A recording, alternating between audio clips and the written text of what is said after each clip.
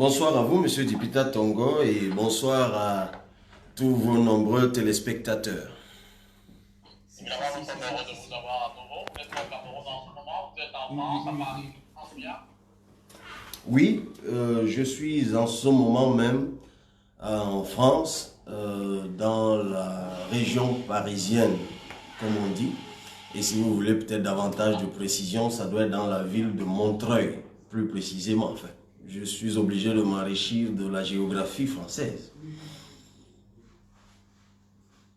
Alors, pourquoi on ne se trompe pas sur l'objet et les raisons de votre présence là-bas, vous nous en direz. Allô?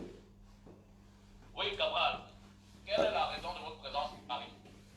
Alors, je suis à Paris depuis quelques jours à la faveur d'une invitation que j'ai reçue qui elle-même aura été ponctuée de 3 articulations. Je suis venu en France à l'invitation d'une association internationale dénommée Groupement international et d'investissement de femmes africaines qui m'a donc invité à participer à un forum économique qui se tenait à l'Assemblée nationale française sur la citoyenneté, l'entrepreneuriat et le management en Afrique. Donc, j'y ai participé. C'est une association qui elle-même regroupe déjà en son sein une vingtaine, voire trentaine de nationalités. Et c'est un forum économique qui regroupait également des femmes, des hommes venus de plusieurs nationalités. Il me souvient que nous étions sur le panel le Cameroun, le Mali, la Côte d'Ivoire, la France, le Sénégal, le Burkina Faso, effectivement, je crois la Suisse, ça ne me revient plus. Et puis la deuxième articulation était la réception d'un prix, d'une distinction, le GIFA d'or. Vous entendrez GIFA comme Groupement international et d'investissement de femmes africaines. C'est une distinction qui est donnée, qui est décernée depuis 10 ans à des personnalités dans 3 catégories. Catégorie hommes d'exception, catégorie femmes d'exception, catégorie entreprise d'exception. Et dans la catégorie hommes d'exception, j'ai reçu la distinction de l'homme politique africain de l'année. C'est une distinction donc que j'ai reçu, le GIFA d'or.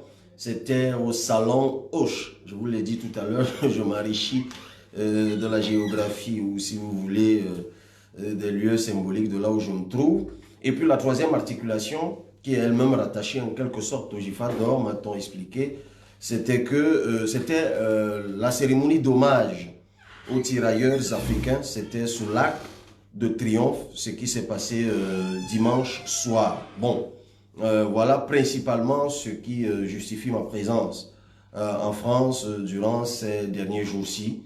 Et puis, à la faveur de ma présence ici, je n'ai pas manqué de nouer, comme je le fais souvent, quelques relations avec que ce soit le monde économique, que ce soit le monde politique. Ben, moi, je ne rate jamais l'occasion de vendre mon pays, entre guillemets, de le présenter. Entendrez vendre au sens de présenter ce qu'il a d'attractif. Le prix de l'homme politique africain. Peut-on savoir un peu plus sur les critères qui permettent de déterminer qui est le vainqueur de ce prix-là? Quels sont les critères? En réalité, les critères sont liés principalement à l'entrepreneuriat. Comme je vous l'ai dit tout à l'heure, c'est un groupement international qui travaille à exalter l'entrepreneuriat, beaucoup plus principalement.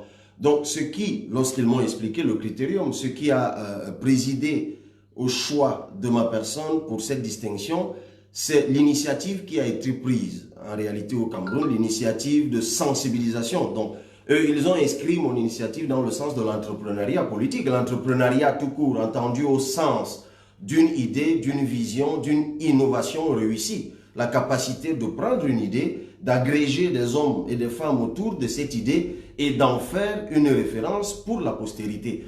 Donc, ce qui les a frappés véritablement, c'est l'idée de sensibiliser les Camerounais à participer aux échéances électorales au travers de l'initiative de 11 millions d'inscrits, puis 11 millions de citoyens, puis la candidature à l'élection présidentielle et ce qu'elle a charrié comme mobilisation, intérêt ou intéressement, comme enthousiasme. Voilà en réalité le package autour de ma personne qui aura présidé au choix porté sur ma modeste personne pour cela. Mais au-delà en réalité de la personne que je suis, c'est l'idée, c'est l'initiative qui a reçu cette distinction. C'est pour cela que, en fait, on dira avec modestie, mais moi, je ne considère pas que c'est une distinction à ma personne. Je considère que c'est une distinction qui a été donnée ou faite à tous ces nombreux Camerounais, du nord au sud, de l'est à l'ouest, à toutes ces personnes qui bénévolement ont cru à cette idée, se sont attachés à cette idée et qui ont œuvré à en faire une sorte d'innovation réussie. Et ils sont nombreux ici en France, en Belgique, aux États-Unis et partout dans le monde. Je vais me faire fort de relayer la question de l'un de nos panélistes ce soir. Robert Mouterba, ça aimerait savoir combien étiez-vous sur la ligne de départ, monsieur? Alors, je suis davantage au courant du nombre de personnes qui a été retenu après l'écrémage. Nous étions 3. Il me semble qu'il y avait un Tchadien également pour son initiative et un Ivoirien également qui a porté une initiative.